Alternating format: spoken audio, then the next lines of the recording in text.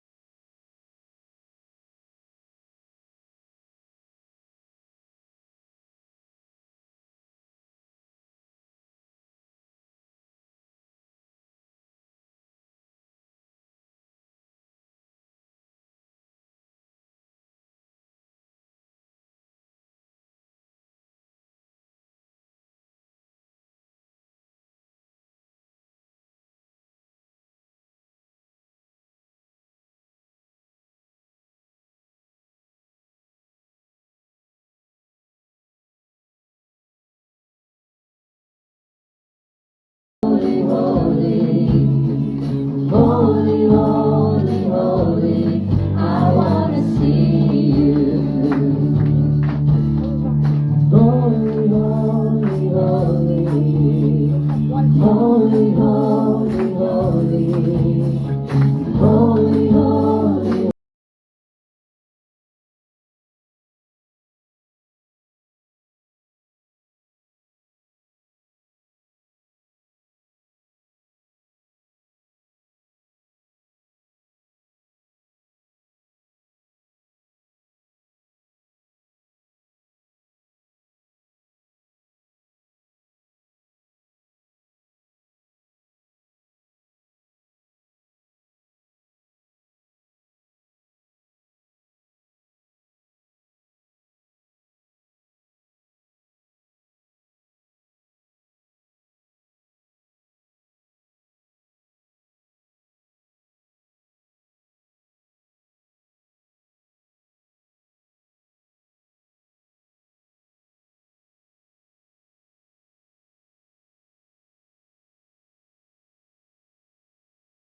Holy, holy, holy, holy, holy, holy, holy, I wanna see you. Hallelujah. Magpapunta natin tayo, Lord, hallelujah. Amen. Good morning po. Gising na ba tayo? Gising na ba tayo? Amen. Pwede po bang marinig yung malakas na amen? Amen. Kaya sige po, minsan pa natin palakpakan ng Panginoon ng malakas. Bago po tayo dumako sa panalangin, no, ay nais ko po basahin ito. Sa 1 Thessalonians 5, verse 18, kahit yung unang part na lang, sabi dito, sa lahat ng mga bagay ay magpasalamat kayo. Diba? In everything, give thanks to the Lord. Amen. Sino po dito yung pumunta dito may mga daladalang problema? Taas yung kamay. Amen. Sige pa yung iba, walang problema. Hindi sila nagtakas. Amen. Pero naniniwala ako lahat tayo dito. Baka naiya na sila magtaas. Lahat tayo dito may daladala. Magkakaiba lang tayo ng daladalahin. May mga mabibigat. May mga sakto lang. No, dahil sa biyaya ng Lord kahit papano ay may pagsubok man tayo no, ay pinapagaan yan ng Lord. Amen. Basta kasama natin lahat ng Panginoon. Pero sabi doon, sa verse na yun, no, yung paalala doon is, in everything, sa lahat ng bagay. Amen. Pagpapala man yan, kabiguan, dapat natin pagpasalamat sa Panginoon. Amen. Amen. Pinagalitan ka man ng employer mo, opo, sa di mga ninakalam, binumura pa ako. Oh, totoo. Minumura pa. Konting pagkakamali lang. Sabi ko, lagi ko na lang tinatatak siguro trabaho talaga ng mga amo magaling. Amen. Tapos tayo, syempre, hindi lang naman tayo, basta ano lang, tayo ay Kristiyano na po.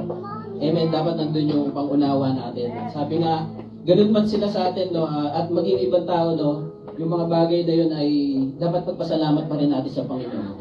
Kasi yung sitwasyon natin, kung ano yung meron tayo, yan ay pangarap ng iba. Amen. Yung kalagayan mo, yung trabaho mo ngayon, pangarap niya ng iba. Dami pong gusto makapag-abroad, pero hindi sila nakakapunta dito, hindi sila nakakapagtrabaho. Kaya yun yung reminder sa atin na ano man yung kalagayan natin, maganda man o hindi maganda yung nangyayari sa buhay natin, pagpasalamat po natin sa Panginoon niya. Amen. Amen. Yung mga mahal natin sa buhay na nasa Pilipinas, hindi mawawala yung problema natin sa kanila eh, di ba? Minsan niya mas matindi pa yung problema natin dito, tapos poproblemahin pa natin sila, pero ang paalala sa atin, lagi tayong magpasalamat sa Lord. Amen. Na kung wala man tayong ulam mamaya, salamat pa rin sa Lord. Amen. Kung hindi tayo nakapagsilim, hindi nakapag-almusal. Amen. Salamat sa Lord sa buhay ko dahil talagang para lang, minsan kasi para lang hindi tayo malit, hindi na tayo mag-breakfast eh. Diba? Doon pa lang, talagang doon na makikita ng Lord na inuna mo siya sa buhay mo.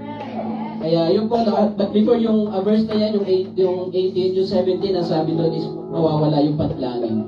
No, yung 1 Thessalonians 5, yung verse 17 po doon is praying without ceasing. Diba, every time magpapasalamat tayo sa Lord, dapat nandun din yung panalangin natin. Walang patid. Hindi po ibig sabihin panalangin walang patid. Mula umaga, wala ka ng tigil pala. Ibig sabihin doon, every day, lagi natin alalahanin ang Lord, manalangin tayo. Amen. Dahil diyan natin makukuha yung ano natin, yung pagising mo pala sa umaga, maalala mo na ang Lord. Kahit gutom ka, hindi ka pa nakakalimutan, gutom ka, pero inuna mo ang Lord ang bahala doon sa buong araw mo. Amen.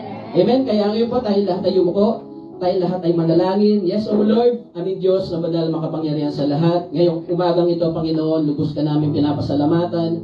Doon pa lang sa paggising namin kaninang umaga, Panginoon, ay malaking pagpapala na ito sa amin. Sa kalakasan, Ama, sa paggabay mo sa amin na makarating, Lord, sa lugar na ito, Panginoon. Salamat, Panginoon. Pinupuri ka namin, Ama. Pinapasalamatan ka namin sa lahat na ginagawa mo sa aming mga buhay. Mabuti man ito o hindi maganda, Panginoon, na ginagawa namin, na nangyayari sa buhay namin. Labis namin itong pinagpapasalamat. Lord, alam namin, Panginoon, na ito yung way mo para kami, Lord, ay patatagin sa lahat, Lord, ng aming haharapin, Ama. At salamat, Lord, dahil sa bawat pagsubok namin, sa bawat pagkadapa namin, Ama, andiyan ka na ibinabangon kami. Uling nire-restore, Panginoon, yung faith, Panginoon, na meron kami. At salamat, Ama, sa pagpapaalala kung gaano ka kabuti sa aming mga buhay. Salamat, Lord, sa pagmamahal, Panginoon. Hindi man kami kamahal-mahal, but still your unconditional love, Panginoon, na hindi nawawala sa aming buhay. Salamat, Lord, sa kabila ng aming mga karumihan. Patuloy mo kami niyayakap, Ama. Sa kabila, Lord, ng aming mga pagkukulang, hindi ka namin naaalala, Panginoon, sa bawat araw, Lord. Ama, patawarin mo kami. Ama, salamat sa pagpapala mo. Salamat dahil hindi man namin deserve ang mga pagpapalang ito, Panginoon, but still, ibinibigay mo ito sa amin. Salamat, Lord, sa lahat ng ginagawa mo sa aming mga buhay, maging sa mga mahal namin sa buhay, Lord, na nasa Pilipinas, even, Lord, sa aming mga employer, Panginoon. Salamat sa buhay nila na ginagamit mo, Panginoon, upang tignan namin, Lord, kung gaano ka, Panginoon, kabuti, Panginoon, sa aming buhay. Salamat at tulungan at turuan mo kami palagi na lumapit sa iyo, Ama. Huwag niyong hayaan, Lord, na matapos ang buong araw namin, Panginoon, na hindi ka namin naalala, Panginoon. Huwag niyong hayaan, Lord, na hindi ka namin, Panginoon, hindi namin nagawang lumapit sa iyo, Panginoon. Lord, lagi mo kaming i-remind, Panginoon, na dapat kami lumapit Unahin ka, Panginoon, sa aming mga buhay, Panginoon. Alam namin, Lord, na nandiyan ka at hindi kami papabayaan, Panginoon. Dalangin namin sa araw nito, Panginoon, muli mo buksan ang aming mga puso, Panginoon. Tanggapin namin, Lord, yung pagpapala na nagbumula sa iyo, Panginoon, na huwag niyong hahayaan, Ama, na lalabas kami, Lord, sa gusaling ito, Lord, na walang daladalang pagpapala, Panginoon, na nagmumula sa iyo, Panginoon. Through your word, Panginoon, alam namin, palalakasin mo kami, spiritually, even physically, Panginoon, sa may mga karamdaman, sa mga oso to, ano man, Lord, yung kanilang karamdaman, I pray for them, Lord, na pagalingin mo sila.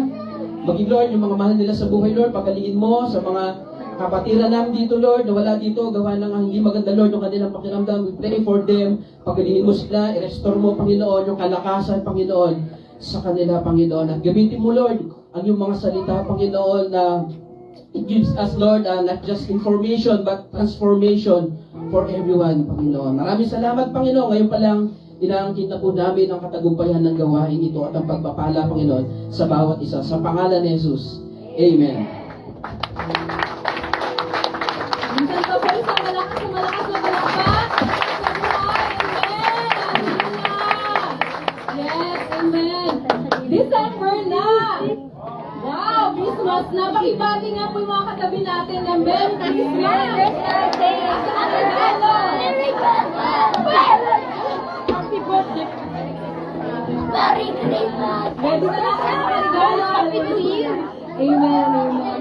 Sabi nga po sa Psalm 84, how lovely is your dwelling place, Lord Almighty. And we skip to other verse, Lord Almighty, my King and my God, blessed are those who dwell in your house forever. They are praising you. Hallelujah. Lahat po ba tayo excited na mag-praise at mag-worship kay Lord? Hallelujah. Let's go. Today is the day that the Lord has made. Let's rejoice and be glad in it. Hallelujah.